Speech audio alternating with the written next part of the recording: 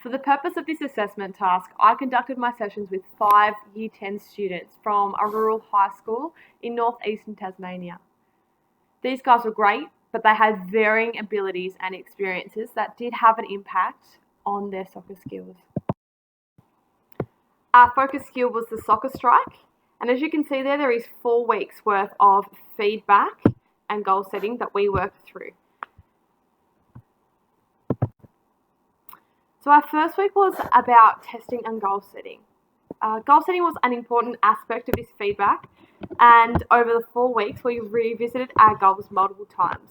According to Shunk 2010, as learners observe their own performance and evaluate their goal attainment and progress, they feel capable of improving their skills, leaning closer to their goals in the future. It is because of this evidence, such as this, I ensure that our students set goals and we were able to measure the progress of the students' skills as we worked through the 4 sessions. Weeks 1 saw us completing a PARQ to ensure the health and safety of my students. Here is a copy of the PARQ that was handed out. I did adjust it so that it was suitable for the high school students. So I've taken a couple of questions out and I think I added a couple in as well. So once that was done, we conducted some tests to determine pre-existing skills through short exercises that covered agility and accuracy against time. From there, the students had a baseline of where they were at in terms of skills and therefore could set measurable goals that we would hope to achieve in the retest at the end of the 4 weeks. Here are 2 examples of the goal setting pages that were handed out. As you can see, I have blocked the students' names out just for a bit of privacy. So the students were able to self-assess based on their previous experience and provide a rating of where they think they were currently in relation to their soccer skills. Then they identify what they would like to focus on specifically in terms of soccer. We all had a discussion about what exactly we would be working on, and we come to the agreement of the soccer strike.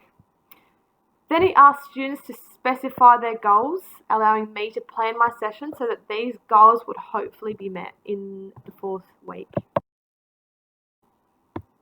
Peer feedback was the first form of feedback that we covered in our 4-week sessions. This involves students having a partner observe their movements and specific techniques based on a pro forma that outlines the techniques that we were looking for.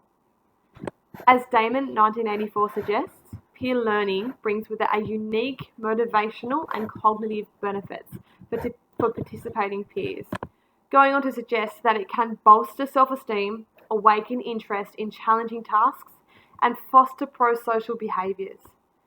For the person providing the feedback specifically, it allows them to also grasp a basic concept or basic concepts that underlie the technique through recognition and understanding. So here are some examples that the students were observing. Each student had a turn at performing the techniques, and also then we flipped it, and then they could provide tips for their partner as well based on this same pro forma.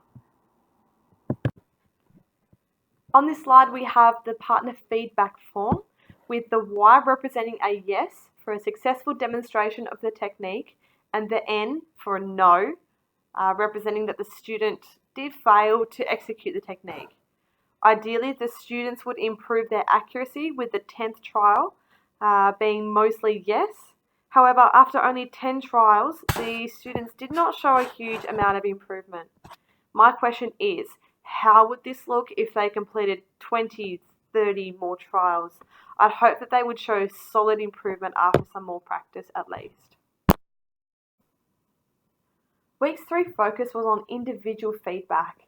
I used an app on the iPad called SlowPro. This involves a video taken of the students while performing the soccer strike, and then the app slows it right down so that the student can then observe their own movements in a slow-mo type setting. I suggested to them that they look at one aspect of the technique each time and make that their focus during their next trial. Students had approximately 10 trials each. Boyer et al. In 2009 reports that video feedback has proved to be beneficial for many sports such as golf, basketball, ballet, tennis and swimming. There was heaps more.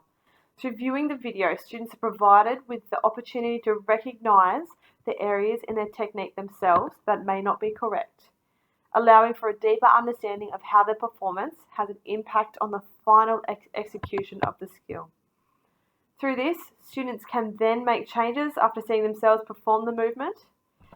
However, as Guardangoni suggests, it will take time and much practice before positive effects begin to develop in relation to a specific skill. So these guys probably needed more than just 10 trials for it to actually be effective.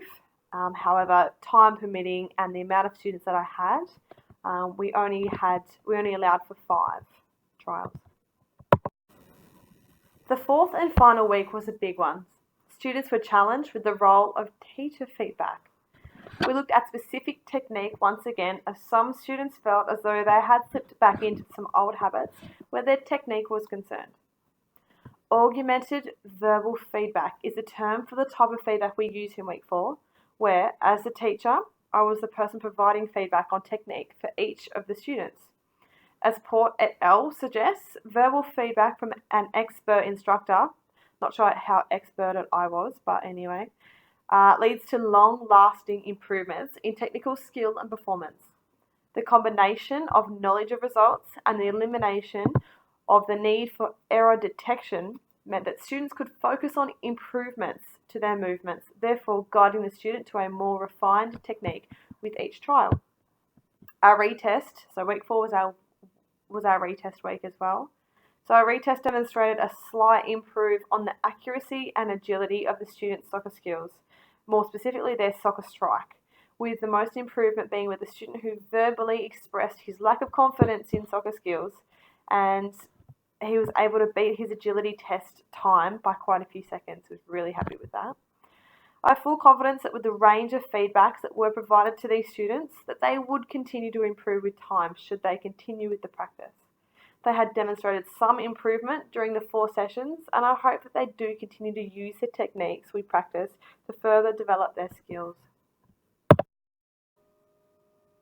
Feedback was most often communicated to the students via verbal instruction or suggestions. I thought to make the learning as authentic as possible with the time we had available, I would structure the sessions in the following way. I, as the teacher, would give the instructions for the activities. Then I would allow for questions to clarify understanding of the task. Students would then perform the activity. Then the students would provide feedback of the sessions via brief Google Forms, which is an online platform, and that would cover feedback about my instructions, what they learned from the sessions, and questions relating to their goals.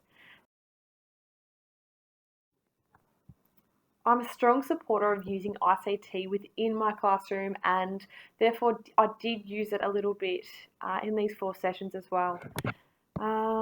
As seen on the screen there, White, Ringstaff and Kelly suggest that the computer-based technology is the most powerful when students learn with technology, and therefore that's why I decided to integrate the individual feedback with the technology via the Slow Pro app. Okay. The other form of technology that I did use consistently through the 4 lessons was the Google Forms, just as like a summary type activity at the end of each week. In the future, if I was to take these sessions again, I would take greater consideration when it comes to the ordering of my feedback. I would provide teacher-guided feedback first so that the students can receive specialised and correct feedback on their technique, in the hope that this would create a solid base on which to build their knowledge and skill in the future. I would then instill peer feedback, as this still directs feedback from an external source, people who are able to stand back and give guided and hopefully specific feedback to the way in which the student is performing. Thirdly, I would encourage the student to participate in individual feedback, as by now, hopefully, it is only small adjustments that need to take place in order to successfully execute the skill. Furthermore, this is something that students can continuously do in the future as they look for more improvements, as it does not require a second person removing that limitation in the future.